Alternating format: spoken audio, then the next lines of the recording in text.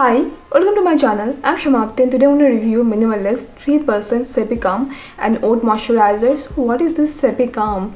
I didn't know about this, so I researched more about this ingredient. Cepicam SWP, I believe, is a patent formula. It is basically a combination of alpha amino acids to calm down irritated skin.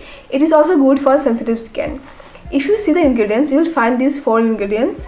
Together these are called Cepicam, and they have used oat as well. So you see the second ingredient is oat extract, then it has oat flour as 15th ingredient as well.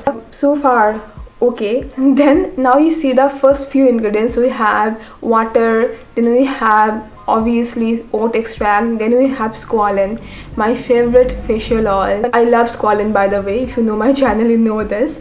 Then we have glycerin, a good humectant. After that, it contains few moisturizing and skin barrier friendly ingredient, and these ingredients are also can be found heavily in Bioderma products, and I love these things. Then we have shea butter, few fatty alcohols, stabilizers.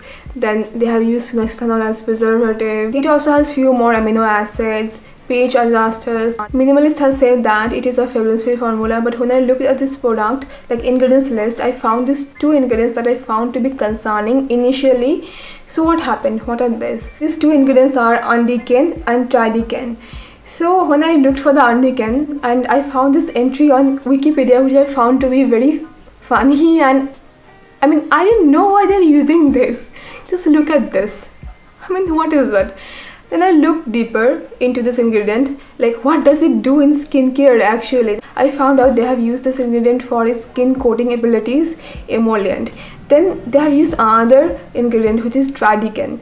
And when I looked for this ingredient, I found out it is used as fragrance, but this is a fragrance-free product. So I was kind of confused, because if the function of this ingredient is to be a fragrant component in a formula, while Minimalist claims this moisturizer to be fragrance-free, then I thought maybe they're using this as a masking agent, but still it won't be fragrance-free then, it will be unscented. There is a difference between unscented and fragrance-free. But these days many brands, they say that their products are fragrance-free, but they have these masking agents, so their products technically should be called unscented. So I thought maybe that is the case with this moisturizer, who knows.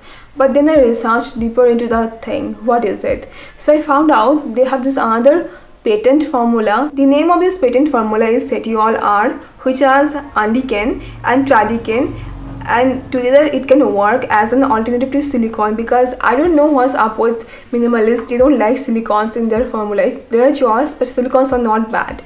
But it is against their, I think, product ethics. They don't want to use silicones in their formula as clean beauty, but silicones are okay, to be very frank.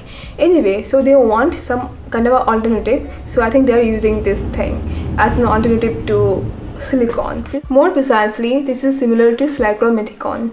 Yes, this is a kind of silicone. And about this ingredient, like patent formula, whatever you call it, it is made by BASF Beauty Care Solution, which is based in France, I guess. So they combine this undecan and tridecan, and they use this as an alternative to cyclomethicone.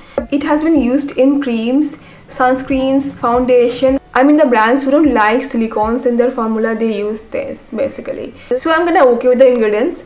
And about the packaging and the feel of the product, the performance, see, it comes in this tub.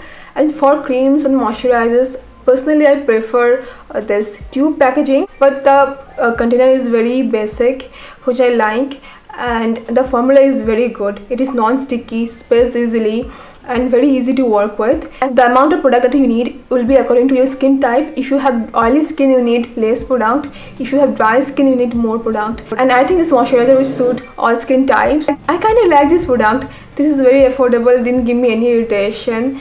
But about my skin, this is kind of finicky. Sometimes my skin feels more dry, sometimes it feels less dry. When my skin felt more dry, I didn't find this product to be enough for my skin. But when it was less dry, it was just okay.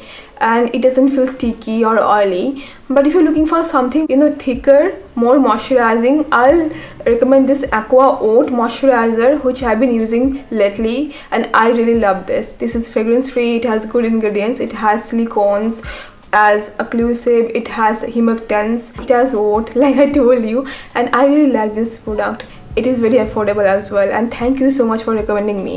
I mean, many of you have recommended me this moisturizer, and this is really good. So if you're looking for something thicker and something more moisturizing, you can try this Aqua Oat moisturizer. But if you're looking for something lighter, you can try this Minimalist moisturizer. I mean, these two moisturizers are good. I do recommend this product if you have oily skin, combination skin, sensitive skin, even dry skin. This product might work for you. Do a patch test please.